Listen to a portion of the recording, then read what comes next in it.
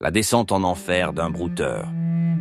Salut à tous, je suis ici aujourd'hui pour vous raconter une histoire qui me hante, une histoire qui a bouleversé ma vie et qui me pousse maintenant à chercher de l'aide. Je ne veux pas que vous me jugiez trop vite, mais je sais que ce que j'ai fait est grave. Je suis perdu, coincé dans un piège que j'ai moi-même tendu et j'ai besoin de vos conseils. Merci de me donner cette chance de parler. Je ne donnerai pas mon nom. Je vais juste aller droit au but et vous expliquer pourquoi je suis ici. Écoutez-moi, s'il vous plaît, et si vous pouvez m'aider, je vous en serai reconnaissant. Je suis originaire d'Afrique de l'Ouest. Tout a commencé après ma sortie de l'université. J'ai grandi dans un quartier pauvre de la capitale, dans une famille où chaque jour était une lutte pour survivre. Mon père est mort quand j'étais petit, et c'est ma mère qui m'a élevé toute seule. Elle vendait des légumes au marché, elle cousait des habits pour les voisins, elle se battait pour qu'on ait un toit et de quoi manger. Grâce à elle, j'ai pu aller à l'école, finir le lycée, puis entrer à l'université. Ce n'était pas facile. Elle se privait souvent pour que je puisse payer mes frais de scolarité, acheter mes livres, avoir un uniforme propre. Quand j'ai eu mon diplôme avec de bonnes notes, j'étais fier. Je me disais, enfin, je vais pouvoir changer nos vies. Mais la réalité m'a vite rattrapé. Dans ce pays, tout le monde sait que trouver un travail après les études, c'est presque impossible. J'ai envoyé des candidatures partout. Entreprises, banques, administration. Rien. Pas une seule réponse. Les mois passaient et je voyais mes amis dans la même galère. Certains vendaient des choses dans la rue. D'autres mendiaient, presque. Moi, je ne voulais pas de ça.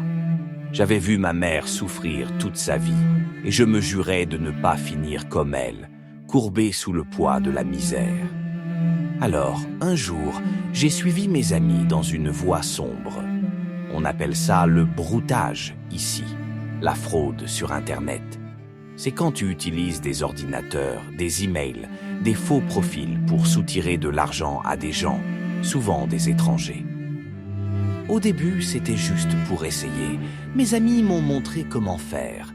Créer des comptes bidons, écrire des messages à des gens en Europe ou en Amérique, leur raconter des histoires tristes pour qu'ils envoient de l'argent. On gagnait des petites sommes, rien d'énorme. Avec ça, je pouvais m'acheter des vêtements décents, un nouveau téléphone, manger autre chose que du gari tous les jours.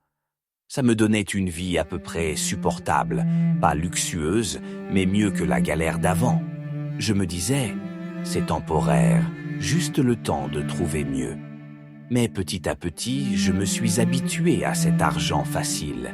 C'était comme une drogue. Une fois que tu commences, tu ne veux plus revenir en arrière. Le problème, c'est que cet argent, ces petites sommes, ça s'est arrêté. Les victimes devenaient plus méfiantes.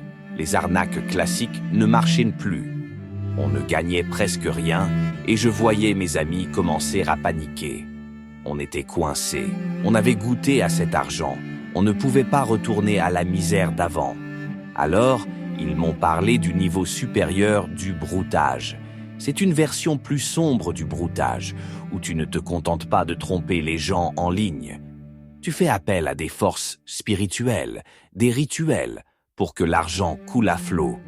Ils disaient que c'était la seule solution pour devenir riche, vraiment riche. Moi, j'hésitais. J'avais peur. Mais eux, ils insistaient. Tu as vu l'argent qu'on peut faire? Regarde les gars qui roulent en grosses voitures dans la capitale. Ils ont tous fait ça. Alors, j'ai dit oui. On a planifié un voyage. On était 3, moi et 2 amis. On a pris un bus et on est parti loin de la capitale, très loin, dans une région que je ne nommerai pas pour des raisons de sécurité. On allait voir un marabout, quelqu'un que mes amis connaissaient par un contact. Le voyage a été long, fatigant. On a traversé des routes poussiéreuses, des villages perdus, jusqu'à arriver dans un endroit isolé, entouré d'arbres et de silence. Quand on est descendu du bus, j'avais le cœur qui battait fort. Je ne savais pas à quoi m'attendre, mais je sentais que quelque chose de lourd nous attendait. Le marabout nous a reçus dans une petite maison sombre. Il nous a dit d'entrer un par un. Mon premier ami est allé en premier. Il est resté à l'intérieur pendant plus d'1 heure. Moi et l'autre, on attendait dehors, assis sur des bancs en bois, sans parler.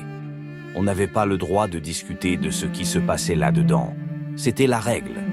Quand le premier est sorti, il avait l'air bizarre, comme absent. Il n'a rien dit, il a juste mis ses chaussures et il est parti comme on nous avait demandé.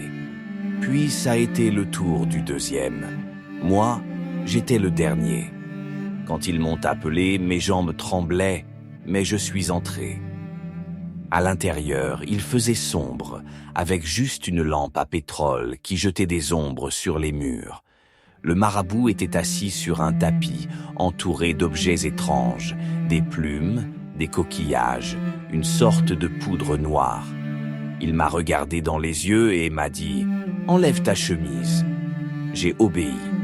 Il m'a montré une pierre noire, lisse, posée au milieu de la pièce. « Assieds-toi dessus », il m'a ordonné. Je me suis assis, mal à l'aise, pendant qu'il tournait autour de moi. Il a commencé à marmonner des incantations, des mots que je ne comprenais pas. Il faisait des gestes bizarres, passait des objets au-dessus de ma tête, touchait ma poitrine, mon front. À un moment, il m'a donné une mixture à boire, un liquide amer qui m'a brûlé la gorge. J'avais peur, je lui ai demandé. « Qu'est-ce que vous faites ? Est-ce que ça va bien se passer ?» Il m'a coupé. « Tais-toi, tout est déjà prêt. » J'ai passé presque 1 heure là-dedans, à le regarder faire ses rituels. J'étais terrifié, mais je me disais que c'était pour l'argent, pour sortir ma famille de la pauvreté. À la fin, il s'est arrêté et m'a regardé fixement. « Voilà ta tâche », il m'a dit. « Pour avoir la richesse, tu dois sacrifier une vierge, une fille qui n'a jamais connu d'homme. » J'ai senti mon cœur s'arrêter. Une vierge ? Comment j'allais faire ça ? Je lui ai dit, « Je n'ai jamais fait ça, j'ai peur. Comment je vais trouver une vierge ?» Il m'a répondu froidement, « Tu es déjà dedans, tu ne peux pas reculer. Fais-le ou tu n'auras rien. » J'ai ramassé ma chemise, mes mains tremblaient et je suis sorti. Dehors, j'ai mis mes sandales et je suis parti sans attendre l'autre ami. On ne devait pas se parler, c'était la règle. En rentrant chez moi, j'étais dans tous mes états. Sacrifier une vierge, une vraie personne, je n'arrêtais pas de me demander « Comment je vais faire ça ?» Mais en même temps, j'étais déjà trop loin.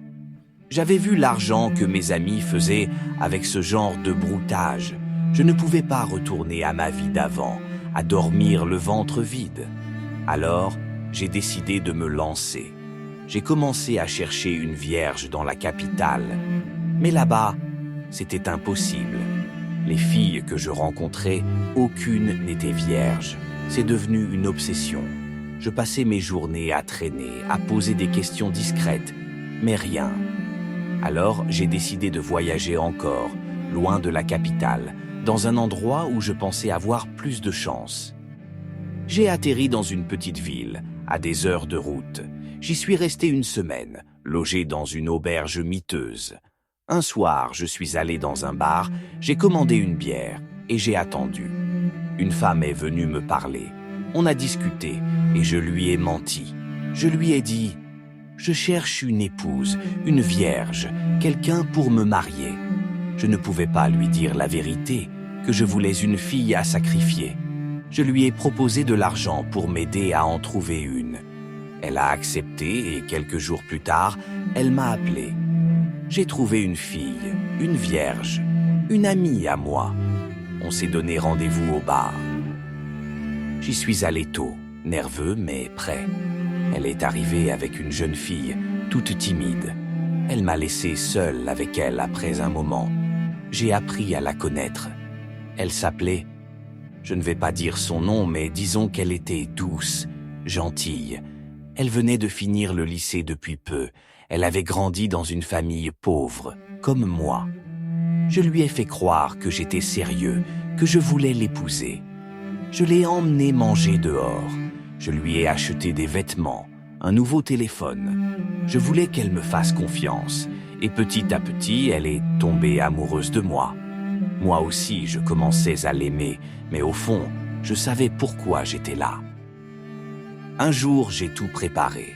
Le marabout m'avait donné des choses à utiliser pour le sacrifice, des objets que je ne peux pas décrire. Je l'ai emmené dans une autre auberge, loin de mon coin habituel. On a passé la nuit ensemble. Je ne vais pas entrer dans les détails, mais j'ai suivi les instructions du marabout. Après ça, je devais ramener quelque chose au marabout, une preuve du sacrifice. Le lendemain, je lui ai dit que j'avais une urgence. Je lui ai donné de l'argent et je suis parti.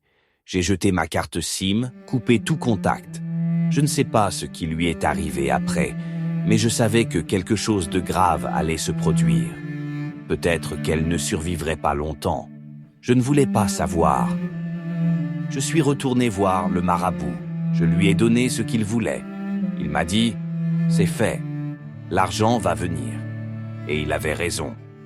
Quelques semaines plus tard, l'argent a commencé à pleuvoir. Beaucoup d'argent. J'ai acheté des voitures, une maison, des vêtements de marque. Je sortais avec des célébrités. Je vivais une vie de rêve. Mais le marabout m'avait prévenu. Tous les 2 mois, je devais renouveler le sacrifice avec une nouvelle vierge pour garder la richesse. Au début, je le faisais moi-même. Mais après, j'ai engagé des gars pour trouver les filles à ma place. Je les payais bien, et ils me ramenaient des vierges. J'ai perdu le compte de combien j'en ai sacrifié. Des dizaines, peut-être plus. Ça a duré des années, 4 ou 5 ans. J'ai fait tellement d'argent que mes amis qui bossent dans des bureaux venaient de me demander des prêts. J'ai voyagé à l'étranger, j'ai dépensé sans compter. Mais un jour, tout a changé. Le marabout m'a appelé. « Les vierges, c'est fini », il m'a dit. « Maintenant, ça doit venir de ton sang. Tu dois sacrifier ta mère. » Ma mère, la femme qui m'a tout donné, celle qui s'est tuée à la tâche pour que j'aille à l'école, je l'aime plus que tout. Elle vit dans une belle maison que je lui ai construite, elle ne sait rien de ce que je fais. Et là, on me demandait de la tuer. Je lui ai dit « Non, pas ma mère. Prenez n'importe qui d'autre, je peux trouver 40 personnes si vous voulez. » Mais il a insisté. « C'est elle ou rien. Si tu ne le fais pas, tu deviendras fou. » Depuis ce jour, je suis perdu. Je ne peux pas sacrifier ma mère. Elle a trop souffert pour moi. Elle est tout ce que j'ai. Mais si je refuse, je risque de perdre la tête. Et même si je le fais, après elle, il me demandera d'autres proches, mes frères, mes sœurs. Je suis fatigué. J'ai pris trop de vie. J'ai trop de sang sur les mains. Je veux arrêter.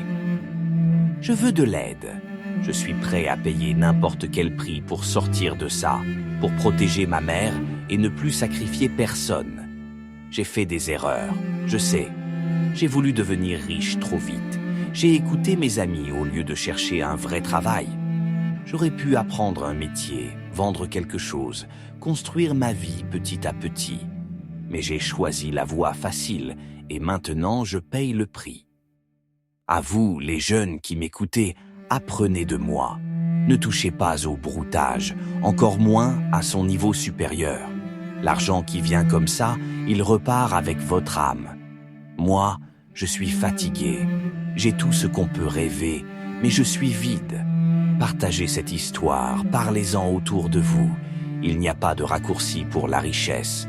Travaillez, apprenez, soyez patient.